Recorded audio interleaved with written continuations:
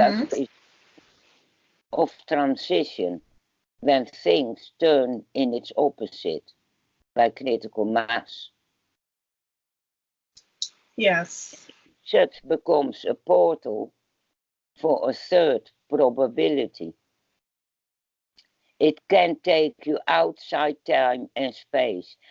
I think Dagas is the natural border of the solar system. Ah. And if you visualize it round, it's like a Mobius strip. Instead of having the 9-degree angles, if you turn it round of the corner, it's a Mobius strip. Oh, I see. Ah. Okay, I've got that down. Ooh. Guys, the way we look at runes, we see a static picture. But you can sense the moving, like Yera, you can feel the move, either forward or backward. Those runes are not static energy. That is what we perceive them of, because we are in 3-dimensional prison. We're all doing time here. But you see what I mean? Yes, I do. Everything what steps down from the higher plane through the 9 worlds all the way down end up in hard solid form on this plane. But see. The energies of the runes are moving, whether they're moving front, back, left, center. They're not moving in our dimensional sense of the word. They're moving outside our dimensional perception. Ah. And the sigils we have are the receivers and the transmitters we use to channel and pass on that energy. And the evidence for that is what you did at work. What little, tiny little bit I thought had an effect on somebody you're working with. I've never even... That is the energy beyond the static picture. Ah. Wow. Wow. That's great. Okay. Now, on to the last homework assignment you gave me last week was to write the names of people I know, family members, friends, the runes, and kind of back them up with the my rune knowledge and the mythology. And I tried not to look at your book too much for these. So first I have my late father. I knew him very well. He went by Jack.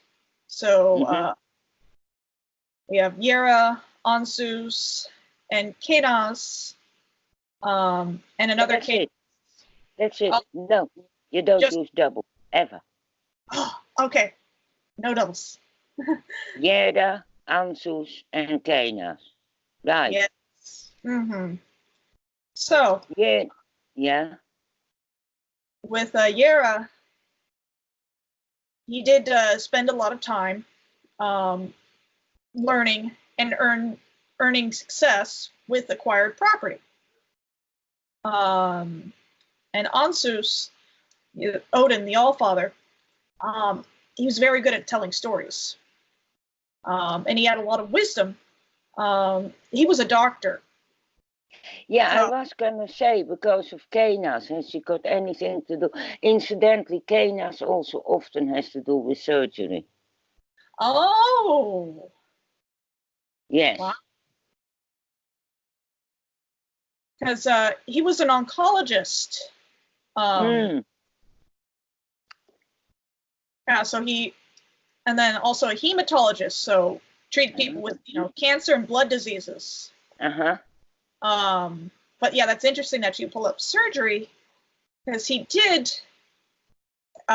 he did do a lot of, when he was getting his doctorate, he was doing his residency. He worked in, what do you call it? The L&D in assisting births. Oh. Yeah.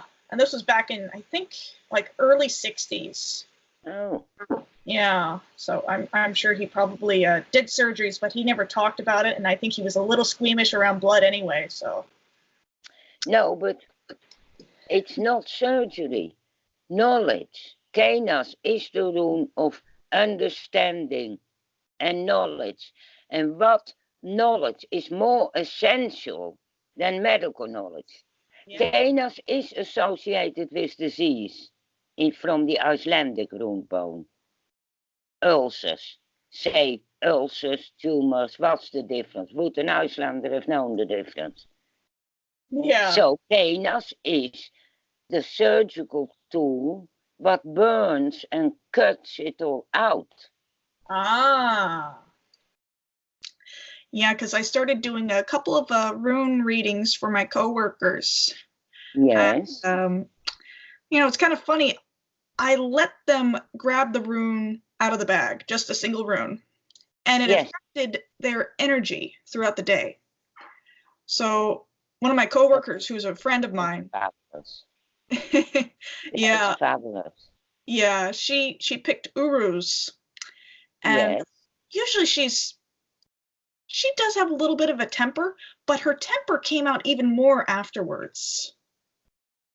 Oh. Yeah. Oh, that is nice. You're switching on other people. Yeah. And then I asked another coworker of mine to pull a rune. He pulled a Sowilu, and he's normally a very talkative person, but like his energy, it got even more talkative, and he was more, I was talking to him for like 10 minutes, and, we were on the clock, so we're really not supposed to talk for that long, but yeah, he got, his energy changed. So that's how strong the runes are. Mm-hmm. All right. So what runes did you? Yeah. What runes did I dissect?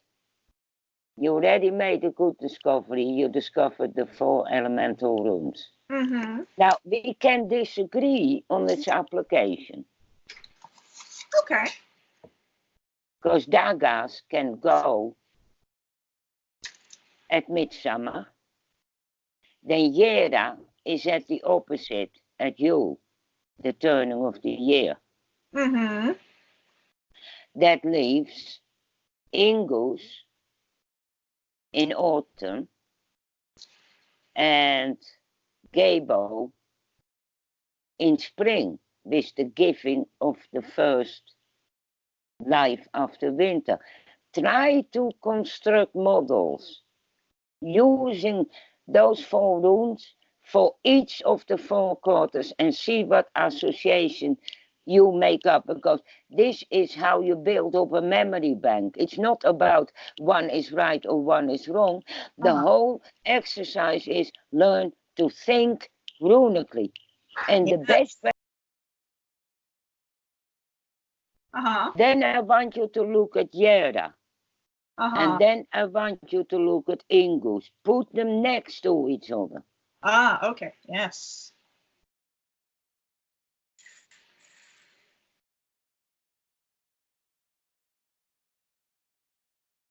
Oh, I see. It's an evolution. Yes, it's the agricultural cycle of the sowing in the spring, the harvesting, the growth cycle in Yera, and the harvesting, Kenas, all those runes. Although Kenas is known as a fire rune, the rune of fire, because of its symmetry to Yera and Ingus, which are both earth runes, you can see that Kenas is the reflection of the sun on the earth, generating growth, Yera, through the year when the vegetables and the fruit comes in. And that is Ingus.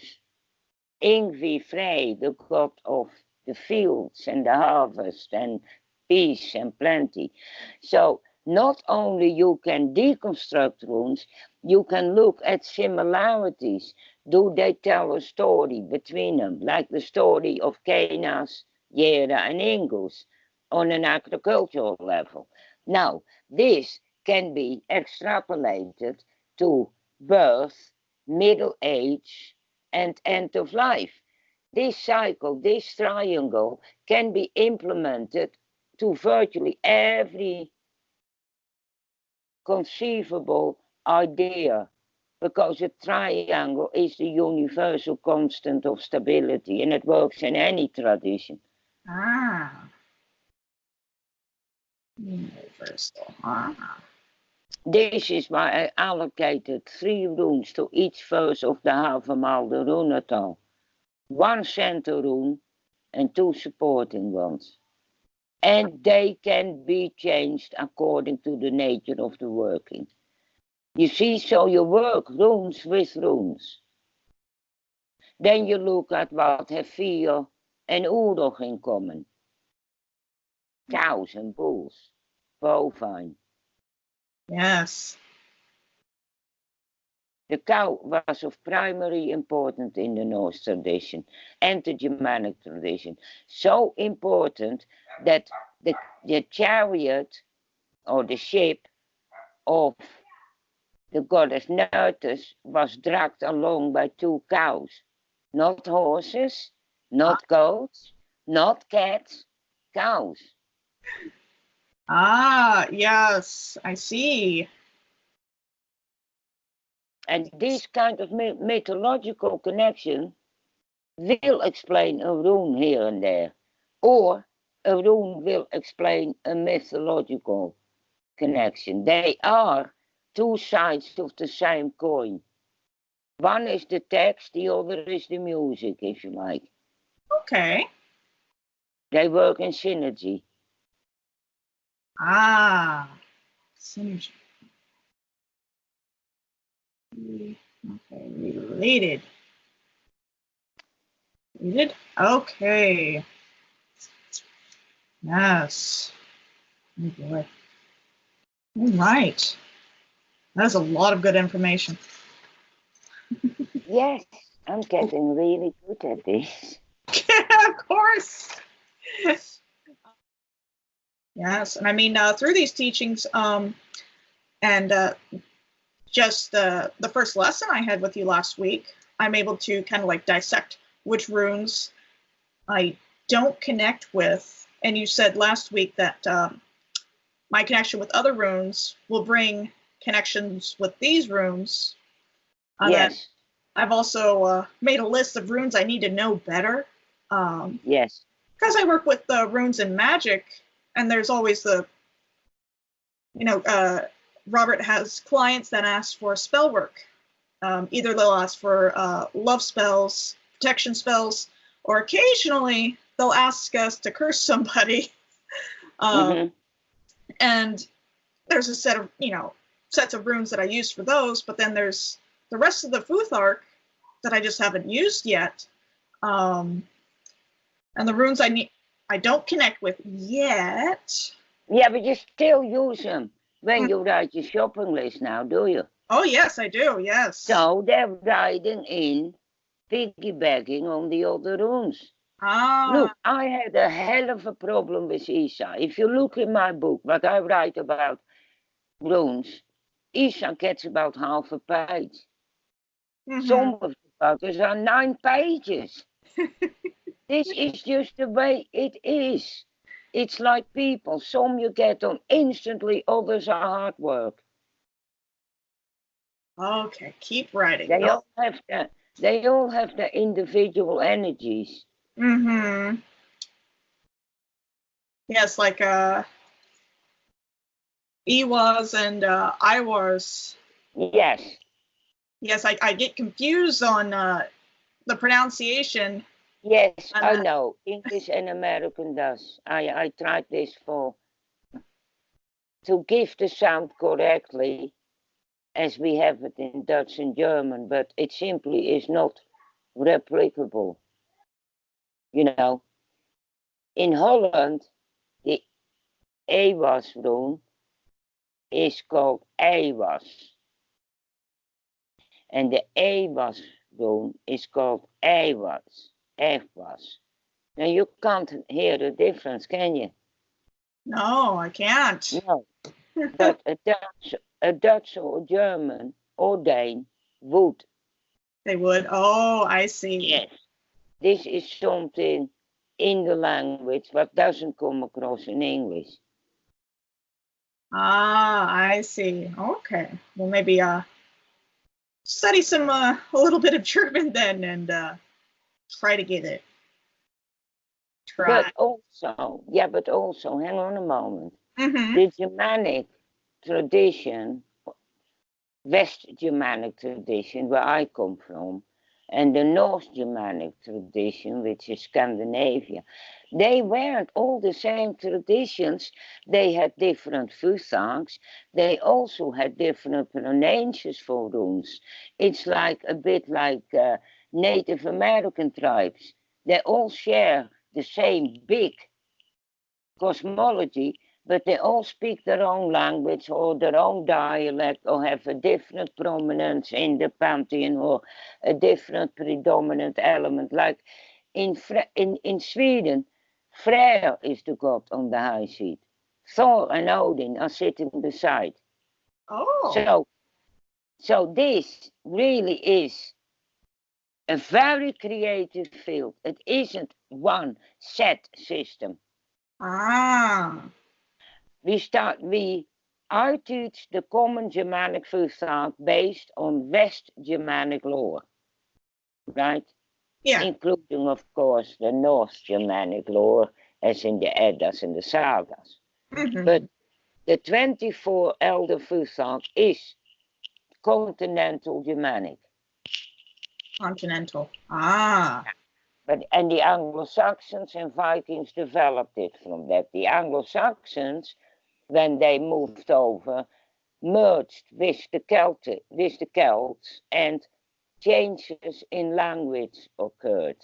So they created, the later monks created extra runes to accommodate for the changes in the spoken language of what is now English. Mm-hmm.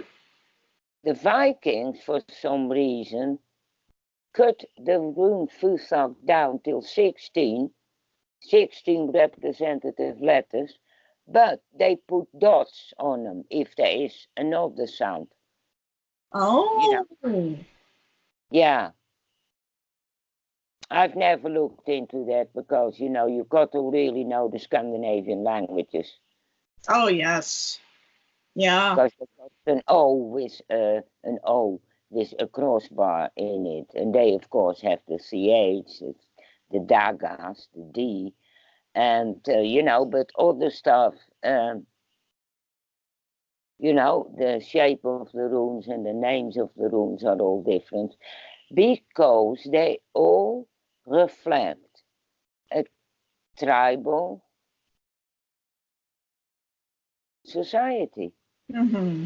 Tribal in the sense of people didn't travel a lot. Mm-hmm. Big cities or, ordinary people, they stayed at home the whole lives. So all their traditions are centered on the clan, the extended family. If you were a fishing village, your predominant god was Njord. Yes, that makes sense. Yeah. Yes. As I said, Sweden largely agricultural. Freya. Germany, Jew and Woden. Holland, Woden and Holda. The country is named after her. And England, again, England, Ingvi and Woden. Ah. That do with Odin's hunting aspect? with like in Germany? The wild hunt, de wilde jager, Wotan. Yes. Yes. Ah. Yes. But they have it in Scandinavia as well. It's called asatru. And it is the furious host with Odin. Maybe at a different time of year because it's on a different latitude and longitude. Mm-hmm. Try to do a horoscope in Iceland. You can't. You got to use an equal house system, otherwise you can't do it. Because all the houses are squeezed up like that. Really? Oh. Yes. The winter starts early there. Winterwending is in September. Oh, wow. Yeah. Yeah, this is another thing. To make maximal use of the earth energies where you live, you should practice these rituals at the time when they occur where you live, not based on Iceland. You're not living in Iceland. Your winter finding, I don't know where you are, but say Pennsylvania, would probably start somewhere around November. Mm-hmm. October, you see? Yeah. And this is the same in the old witchcraft. People didn't all celebrate Beltane at the 30th of April. No, they celebrated it when the hawthorn came out in their village. I see. Yeah. So there's a lot of hawthorn, cerisas. There's a lot of natural plants, animals, people, objects. Start listing them in 4 columns. Okay. In the runes. Animals, plants, humans, objects. And if you can think of another column, do that as well. Okay. I see. All right.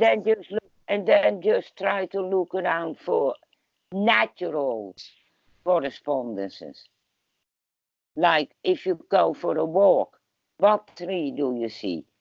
Mm-hmm. Could that fit a rune? Ah, yes. What bird? Could that fit a rune? Or a god or a goddess? That way you're approaching it on an intellectual level, but also on an instinctive level by linking it in with nature. Ooh, okay. That sounds good. Yes. One will feed the other. Yes, definitely.